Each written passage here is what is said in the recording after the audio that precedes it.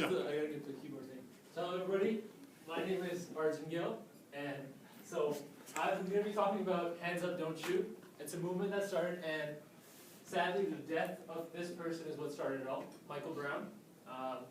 So the story here is that in a small town, Ferguson, Missouri, St. Louis, a kid named Michael Brown was shot by an officer.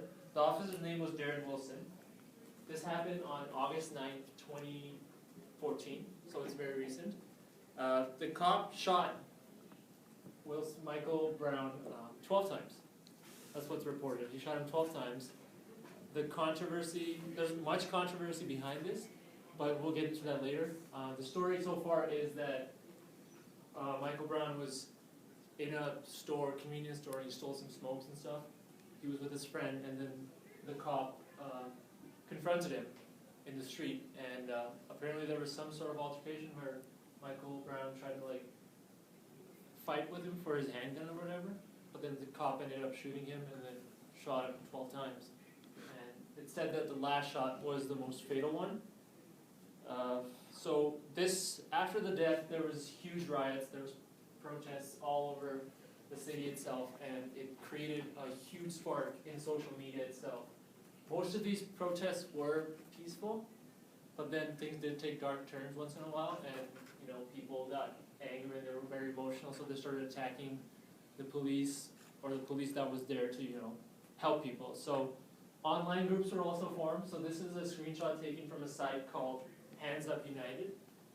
This site is pretty much talking about the whole movement, and it wants the whole case, the issue of the media to be out there. They want the police officer who wasn't arrested or convicted of any crimes for shooting Michael Brown. He's out there living his life right now, and they want him arrested immediately. They want people to know more about everything, the whole racial stigma and stuff like that itself.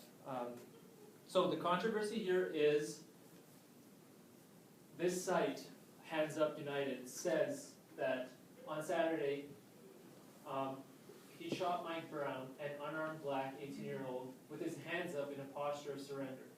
To this day, the officer has not been arrested, and police have used excessive force and military weapons against peaceful protesters. So the controversy here is, if you look at the police report that came out, it actually says that Michael Brown did have his hands really up. That was something that was, just made up by people. Because there was supposedly around 120 witnesses when this happened. And when they when they got up on the stand at court, they actually said that he had his hands up. But then their stories didn't go along with the evidence.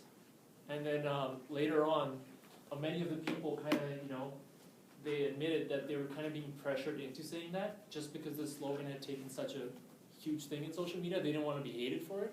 So they kind of added that to their story when they didn't really mean it. So the police reports say that he really didn't have his hands up, but he might have said that, don't shoot. So hands up is actually something that might have been just created to add more effect to the whole thing itself. So this site supports Michael Brown, and they want people to support them, but then they kind of use, maybe almost untrue information to support it. So here's the hands up, justice for Mike Brown.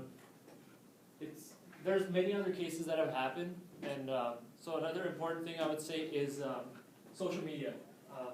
The main reason for this, and the reason it took such a big turn, was social media. People were talking about it on social media. I mean, there was videos everywhere.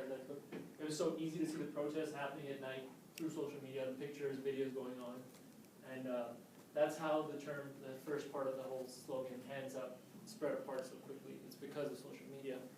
And so I'm just going to give you some stats. This is in USA. It's 2012. It's pretty old, but it still works. So blacks experienced the most hate crime here, you can see, and whites were the ones that experienced the least amount of hate crime. So hate crime is, it's targeting black people, I guess, more often than anybody else. But at the same time, there's more convicted white felons in USA than black felons. that's the stat that just took me by surprise, which was kind of weird. But like, there's actually more people in jail, white people in jail, than black people. And then also hate crimes. So this isn't something new. This is something that's been going on for a while. From 2014 to 2012, I guess it was huge in 2014, took a little dip, and then kind of came back up. And it's been pretty steady, I would say, to be honest. And so this kind of shows what social media can do. Controversial, well, a topic that's been going on for so long, it just kind of, it's been the same all along, and then suddenly it takes such a huge turn in social media, and that's all because of social media. Something crazy happens, it all turns to social media. So Braden already spoke about it, the importance of social media. Someone might be attacking the country, but if something happens, you want to spread it across the country, this is the best platform to do it. Just any sort of social media, get some sort of following, and you'll be good. So the stats were from Huffington Post, and yeah, so it also says that the number of hate crimes dropped in 2013, in Canada this is, in 2013 by 17% compared to 2012. So while Canada doesn't, we don't have this big of a problem with this stuff, it's still there. But it has taken a drop for Canadians, so we don't have to worry about it as much. So so I would like to say that while dark things do happen like this, it shows that people care and are willing to come together for a good cause. I mean, like the Hands Up United site, it might not be the most accurate maybe, because they want people to feel for them, they want people to support them. They're still coming together for a good cause, and this is something that does need to be shed light on, and I think it's very important. But yeah, I think that's the positive thing, like looking at the positive things and everything. It's a positive thing that people can come together and do this stuff and get the word out there. So thank you for your time.